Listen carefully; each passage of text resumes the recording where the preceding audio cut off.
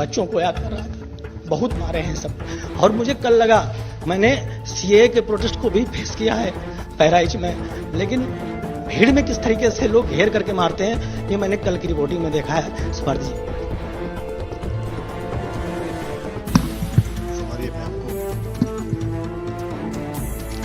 फिर इसके बाद भी मैं पुलिस आती है और मैं धन्यवाद दूंगा यूपी पुलिस को, उनके पीछे मैं आता हूं और फिर मैं उन जलती हुई गाड़ियों को मैं शूट करता हूं अपने मोबाइल में और कोशिश करता हूं कि किस तरीके से यहां पर हमले हो रहे हैं, किस तरीके से। और वो जो गाड़ियां हैं, वो गाड़ियां उस तरीके की हैं समर्थ जी, जो आम आदमी है जो बहराइच सीतापुर के उस मार्ग पर सफर करते हुए निकलता है। और उसके बाद जो मैंने दृश्य देखा है, रास्ते में बदहवास लोग गाड़ियों से निकल रहे होते हैं और महिलाएं उतर करके, बुर्का नशी महिलाएं। हालांकि मैं किसी धर्म विशेष को टारगेट नहीं करता, एक पत्रकार होने के नाते मैं जिम्मेदारी से अपने काम को समझता हूँ। सवाल ये रहा, जब ये सब चीजें हुई फिर कब उन्होंने आपको छोड़ा, आपकी उस वक्त क्या हालत? जब उन्होंने उसमें से किसी ने मेरी रिपोर्टिंग को देखी, उसमें से 2 लोग ऐसे हैं, उन्होंने देखा जब मैंने रामगोपाल के ऊपर जो हमला हुआ था, रिपोर्टिंग, हाँ, उनको दिखाई कि ये देखिए मेरी खबरों को देख करके आप अंदाजा लगा सकते हैं। और उसके बाद तब उन्होंने कहा कि अब चले जाओ यहां से, मारेंगे नहीं तुमको। और तुरंत पुलिस आती है, पुलिस की वैन आती है और पुलिस की वैन आने के बाद मुझे थोड़ा सा लगता है, जिले के एसपी सिटी रामानंद कुशवाहा थे और उनका रामबरन जी आप मेरे पीछे आइए, और फिर मैं उनके पीछे जाता हूं और फिर आगे आगे पुलिस है, पीछे पीछे मैं हूं। और उसके बाद फिर मैं अपने ऑफिस हमारे ऊपर हमलावर होती है, हमारा ये जो हाथ है इसको तोड़ने का प्रयास करती है, मेरा मोबाइल हाथ से छीन लिया जाता है, मेरा ब्लूटूथ का जो हमारे बैंडेज होता है उसको उतार करके तोड़ देते हैं। फिर हमको ये नहीं पता चलता कितनी हमको मार पड़ी है। लोग डंडे से मार रहे थे, लोग थप्पड़ से, भूसे से, मुक्के से, यहां तक कि उसमें आवाज आ रही थी कि इसको जो है मार दो उसी में। तो मुझे डर था कहीं हमको उठा करके, चूंकि मैं वहां अकेला था, वहां पर पुलिस भी नहीं थी, और उसके बाद वो लोग हमको डाल देते उन जलती हुई गाड़ियों पर भी और मेरा नामो निशान मिट जाता। लेकिन और वो लोग मेरे मोबाइल से उस वीडियो को डिलीट करवाते हैं। फिर मैं उनको दिखाता हूं कि आज तक एक जिम्मेदार चैनल है, हमने समर्थ जी, यहां पर एक बात और मैं जोड़ना चाहता हूं। जब मैं बेड़नापुर से आगे निकलता हूं, उसमें से बहुत सारे लोग कलावा देख करके जो है पहचान कर रहे थे, क्योंकि उनका जो टारगेट था वो अल्पसंख्यक समुदाय, एक समुदाय विशेष के लोग मुसलमानों पर एक सीधे तौर से कहें, वो उनको टारगेट कर रहे थे। तो बहुत सारे ऐसे लोगों को मैंने देखा है जो कह रहे थे कि देखो इसके हाथ में कलावा है या नहीं है। ये दृश्य बहुत डरावना था।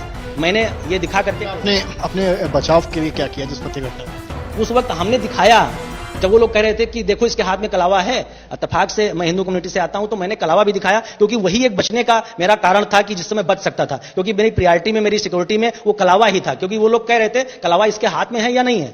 अब मुझे नहीं पता कि वो लोग किस तरीके का उनका एक जुनून था, उनके मन में क्या था, लेकिन कलावा की बात आई वहां पे और मैंने ये बताया। आप कहना चाह रहे हैं कि आपका पत्रकार बताना वहां रिस्की था, लेकिन कुछ और बताना? अगर मैं पत्रकार बताता तो वो मुझे मार डालते। वो मुझे जनरल वीडियो शूट करने वाला बता रहे थे। मेरी आईडी मेरे पास थी, लेकिन वो गाड़ी के अंदर थी और मेरे हाथ में सिर्फ मेरा मोबाइल था, कैमरा था नहीं, क्योंकि मेरे कैमरामैन दूसरे स्पॉट पर थे। तो उन्होंने ये बताने के लिए कि मैं हिंदू हूं या मुस्लिम कम्युनिटी से हूं, उन्होंने कोशिश करी कि क्या है, मैंने बताया मेरे में कलावा है। लेकिन इसके बावजूद भी उसमें कुछ ऐसे दंगाई थे जिन्होंने हमें बुरी तरीके से मारा, और जब उसमें से 20 लोग हमको मार रहे थे तो जो आ रहा था वो मार रहा था।